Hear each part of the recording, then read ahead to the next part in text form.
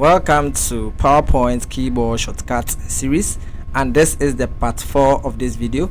I've already created part 1, 2 and 3, and you can check it out in the description below.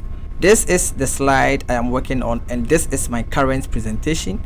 When I use Ctrl+P on the keyboard, this jumps me to the print settings configuration interface, and I can set up any settings I want to have before printing out this presentation.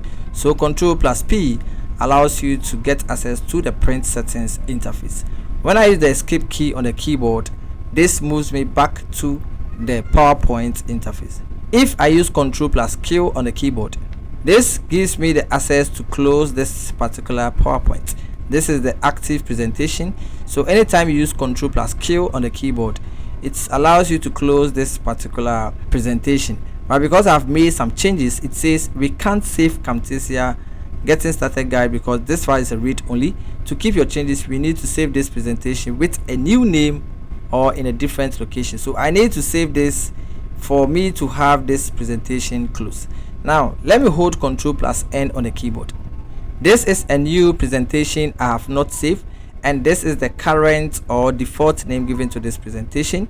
When I use Ctrl+Q on the keyboard, this is going to close this particular presentation, and I have this present presentation which I was working with it. So Ctrl+Q allows you to close the active presentation in PowerPoint. If I use this particular knot by clicking on this knot on the text box, when I use Ctrl+R on the keyboard, this aligns this text to the right side in this text box. And also if I use Ctrl+S on the keyboard, this is going to save this particular presentation. And because this file is a read-only presentation or read-only file, it allows me to save it so I can keep all the changes applied to this presentation.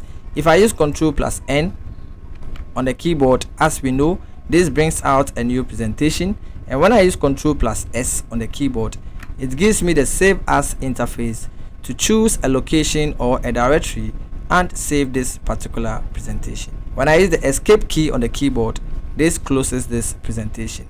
Now let's assume that I have some text here. This is the text I have in this text box. If I click and then hold Ctrl+A to select this text, this is going to have this text selected. And when I use Ctrl+T on the keyboard, I have the font dialog box open, and I can choose the font type I want. Maybe I want to go by agency, and I can choose bold or bold italic, and I can also increase the size here.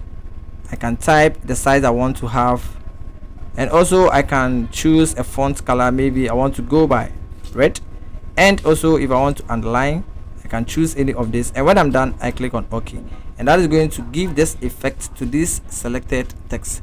So Ctrl+T opens up the font dialog box in Microsoft PowerPoint.